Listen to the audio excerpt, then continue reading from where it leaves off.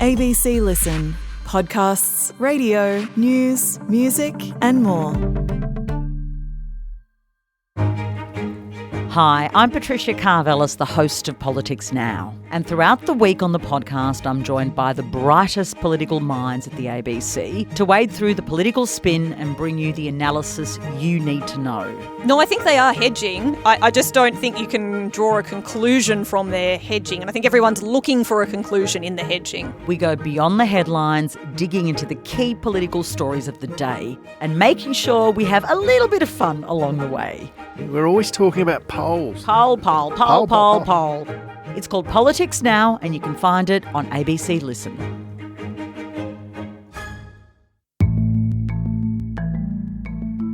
For years, we managed to avoid it. The H5 strain of the bird flu virus is now taking hold. Sadly, we do know that once the H5 bird flu is spreading in wildlife and the natural environment, it is not possible to avoid significant losses, which is what we're starting to see now. And so much of our wildlife is at risk. Birds like the emu, cockatoos, galahs. We've got some native parrots as well that are endangered. And then obviously commercial poultry. It just keeps escalating. Today, epidemiologist Raina MacIntyre, who studied bird flu for almost 30 years, on how the virus could reach poultry and potentially dairy farms with devastating outcomes. I'm Sam Hawley on Gadigal land in Sydney. This is ABC News Daily.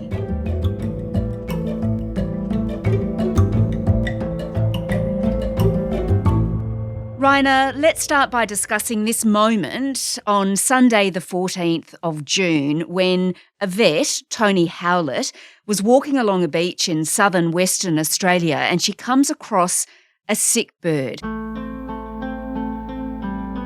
It didn't seem compromised in a respiratory way. It was just skinny and dehydrated. Now, she takes it to a wildlife hospital.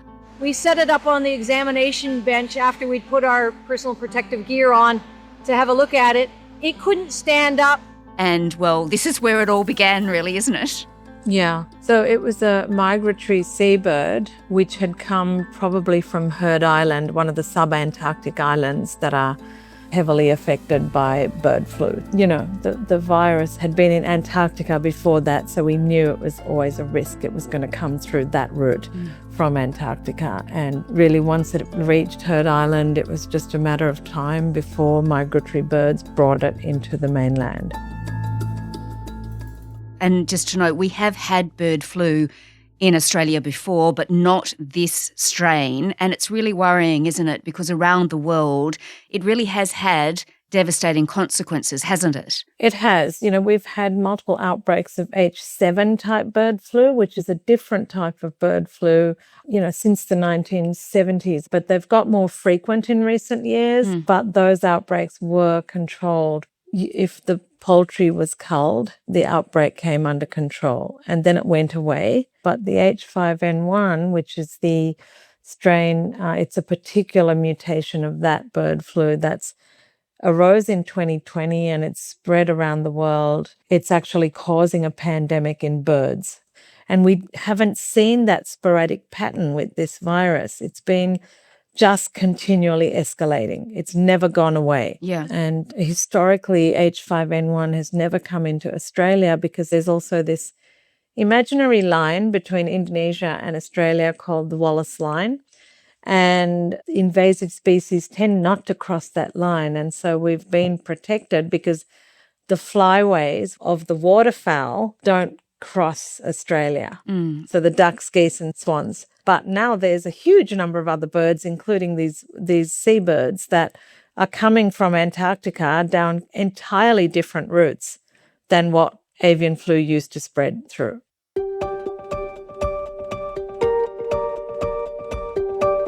Okay, so for a number of years we did manage to escape this H5N1 strain. And last week we learned from the Agriculture Minister, Julie Collins, that the virus is now being transmitted between birds locally, so not just migratory birds. Some local transmission has occurred between a number of greater crested terns that are resident in South Australia.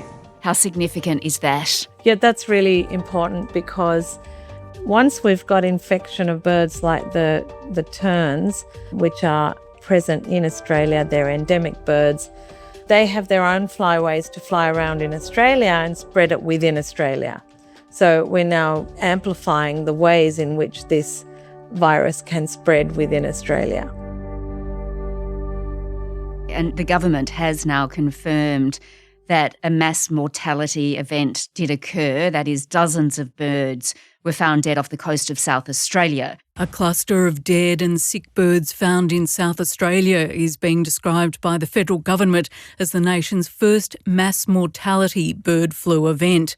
More than 80 birds were found either dead or sick on the state's southeast coast. Obviously a very concerning development. It is not unexpected and is certainly what we have seen overseas with this type of incursion of the H5. So what does that tell us in terms of how quickly this is spreading then, Raina? It's spreading pretty quickly. I mean, this started in June and it's just escalated ever since. And I believe for every detection, there's probably undetected infected birds as well, because there could be areas of bushland, for example, where there are no humans wandering through to observe anything. It's just telling us the scale is increased and the risk to our native wildlife and to our farming industry is increased. Yeah, and it's been found in seagulls. What other animals are at threat here? So in terms of our birds, I think, we've got unique birds like the emu, they're at risk.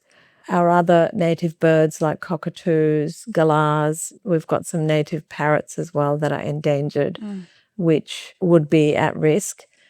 And then obviously commercial poultry. In terms of mammals, the marine mammals are at risk. We know that they've been badly affected in other countries. Sea lion colonies across the coast in WA, in South Australia, multiple parts of Australia.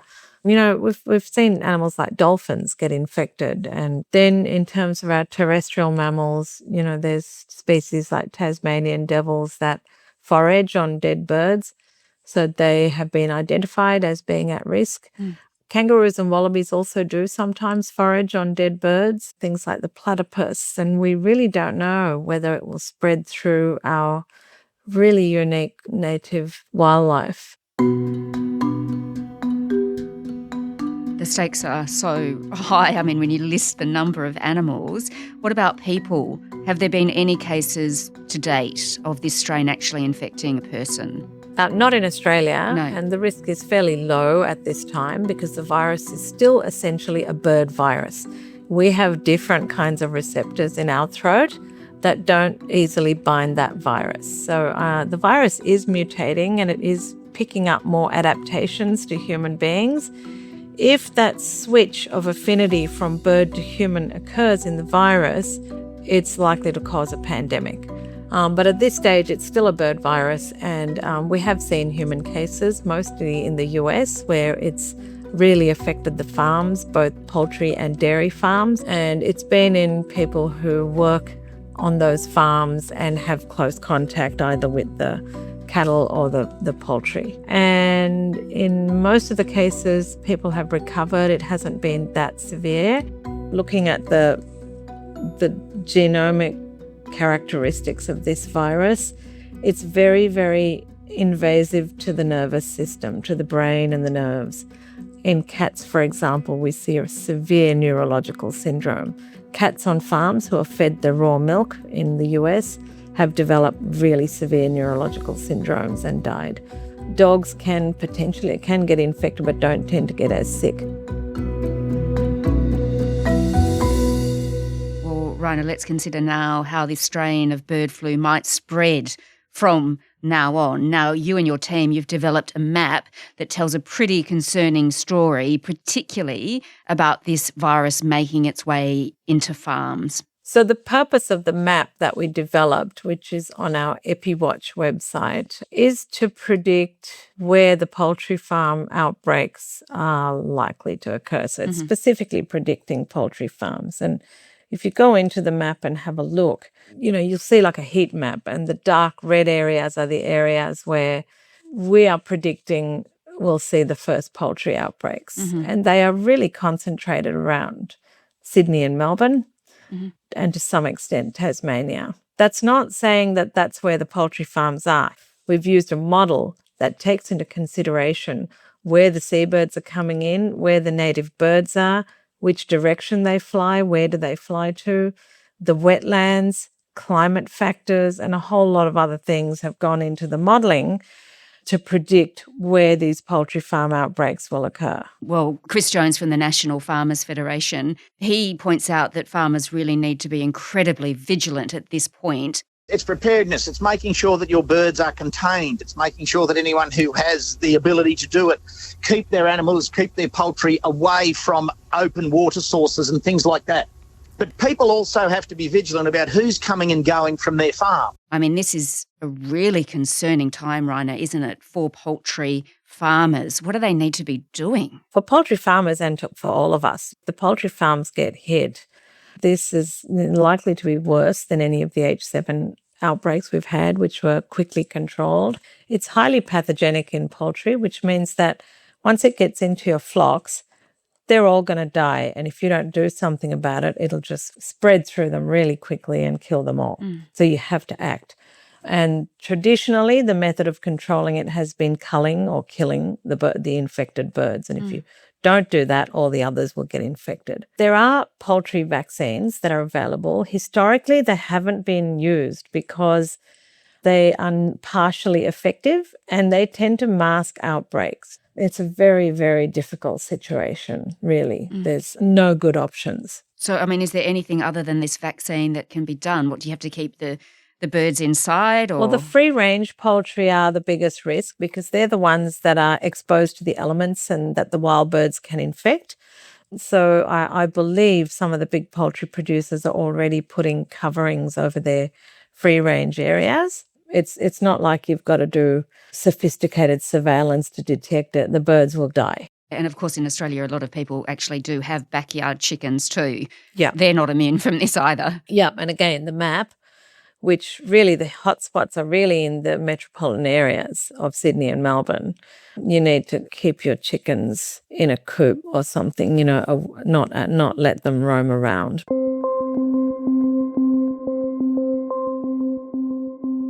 What you're saying is your map shows that it is almost inevitable that this virus will get into poultry farms. That will then obviously have an effect on the chickens that we buy to eat and also, of course, the eggs, and we eat eggs a lot. Yeah, it's going to have a massive economic impact. I mean, you can't underestimate the economic impact of it.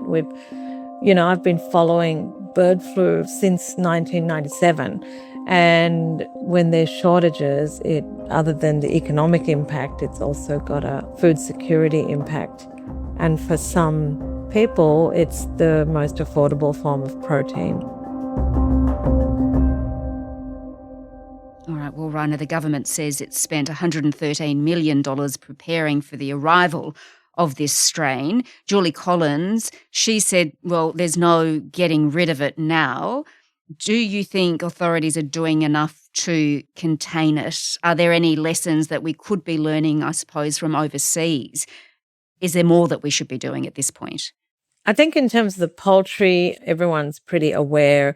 The poultry industry has certainly been watching what's happening overseas and they're doing everything that should be done. One of the things that I think in looking at what happened overseas is compensating farmers that are heavily hit, so that they can survive and continue their business is really important.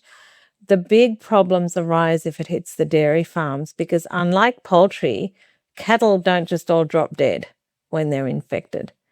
So dairy farmers are less likely to report if the infection comes in. So there's lots of lessons we can learn from the US, for example, where they just didn't take the action they needed, which actually ended up harming the industry more than protecting it because it allowed it to spread. All right. So, Raina, how do you see this playing out from here? Are we still in a position to perhaps escape the worst of this, or has that time really passed now and we just have to deal with what's coming? Overseas, as this virus has kind of marched across the world, it's a completely different pattern from what it had been historically, where it was just sporadic. It would cause an outbreak and then we'd respond to the outbreaks and it would disappear. It has never disappeared, this particular strain of virus. It's just got worse and worse and worse. It just keeps escalating and infecting more and more species of both mammals and birds. And that's the same pattern we can expect to see here. Raina MacIntyre is an epidemiologist at the University of New South Wales. This episode was produced by Louise Mylan and Ilaria Brophy. Audio production by Cinnamon Nippard. Our supervising producer is Sydney Peed. I'm Sam Hawley. Thanks for listening.